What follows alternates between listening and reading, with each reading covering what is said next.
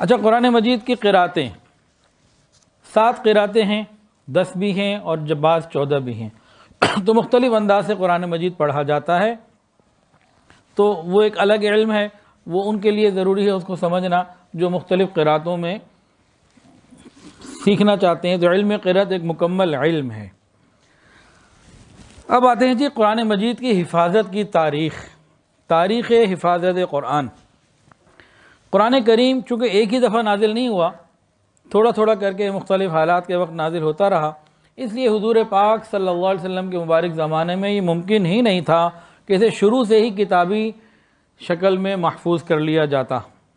چنانچہ ابتداء اسلام میں قرآن مجید کی حفاظت کا زیادہ تر جو زور تھا نا، وہ حافظے کے اوپر تھا، قوت حافظہ۔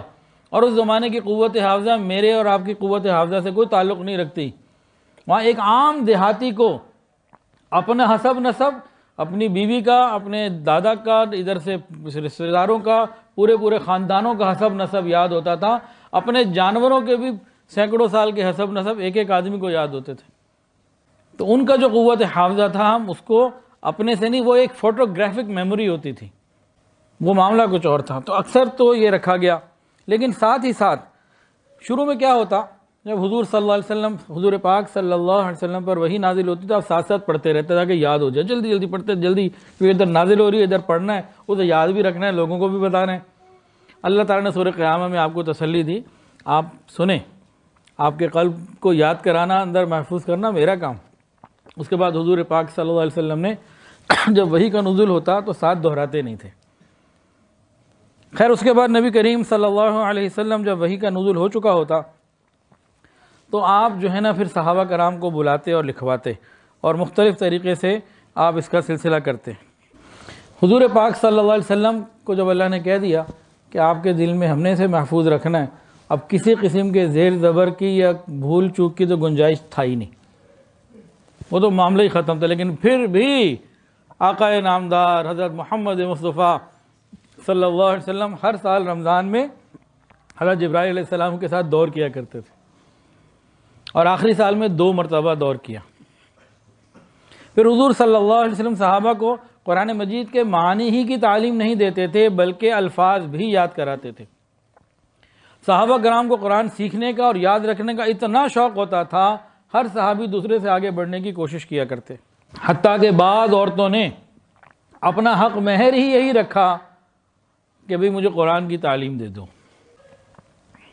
سینکڑوں صحابہ نے، سینکڑوں، 2-4 نہیں، سینکڑوں صحابہ کرام نے اپنے آپ کو دنیا کے ہر کام سے آزاد کر کے قرآن یاد کرنا، یاد رکھنا، محفوظ رکھنا اپنی زندگی کا منصب بنا لیا، کام بنا لیا۔ سارا دن یاد کرتے، راتوں کو تہجد میں پڑھتے۔ حضرت عبادہ ابن صامت فرماتے ہیں رضی اللہ تعالی عنہ کہ جب کوئی شخص ہجرت کر کے مدینہ آتا، کہیں سے بھی ہجرت کر کے، تو ہم حفاظ کے ذمہ ان کو لگا دیتے، بھئی ان کو قرآن یاد کرو۔ مسجد نبوی شریف میں سنیے اور دل کے کانوں سے سنیے، مسجد نبوی شریف میں قرآن سیکھنے سکھانے والوں کا اتنا ہجوم ہو گیا، اتنی آوازیں آنے لگی، نبی علیہ السلام کو کہنا پڑا، فرمایا آپ نے کہ اپنی آوازوں کو ذرا کم کرو تاکہ ایک دوسرے کے ساتھ کہیں مغالطے میں نہ لگ جاؤ، اتنی کثرت کے ساتھ۔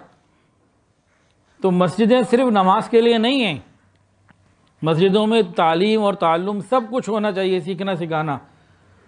اور آج باطل کو بھی وہی مسجدیں اچھی لگتی ہیں جہاں نماز پڑھو اور چلے جاؤ، اللہ اللہ خیر صلی اللہ، جہاں ساتھ مدرسے کا نام آ جائے، قرآن کی تعلیم آ جائے، حدیث کی تعلیم آ جائے، وہی ان کی آنکھ میں کھٹکنے لگتا ہے۔ چنانچہ تھوڑی ہی مدت میں صحابہ کرام کا شوق ایسا تھا کہ حفاظ کی ایک بہت بڑی تعداد تیار ہو گئی جنہیں پورا قرآن مجید حفظ تھا۔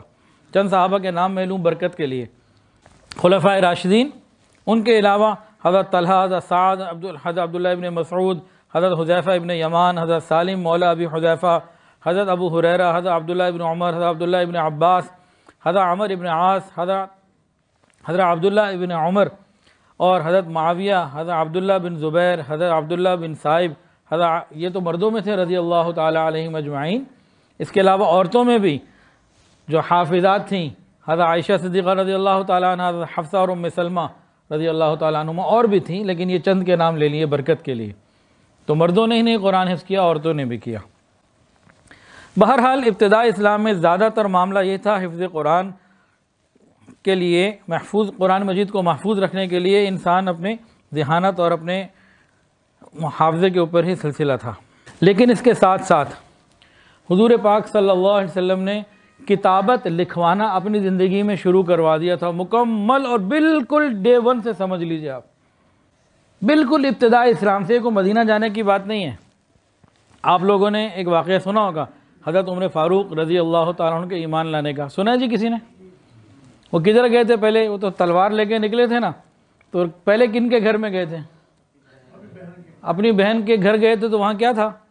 باہر سے کیا سنا کہ قرآن مجید لکھا ہوا ان کے پاس موجود تھا، ایک صحابی پڑھا رہے تھے۔ وہ کہتے ہیں جی پہلے کی چیزیں نہیں لکھی ہوئی، انہیں پتہ ہی بیچاروں کو کچھ نہیں، ایسے ہی بول دیتے ہیں، ہم بھی سوشل میڈیا میں ادھر ادھر کی باتیں سن کے کہتے ہیں پتہ نہیں واقعی یہ صحیح کہہ رہے ہوں گے۔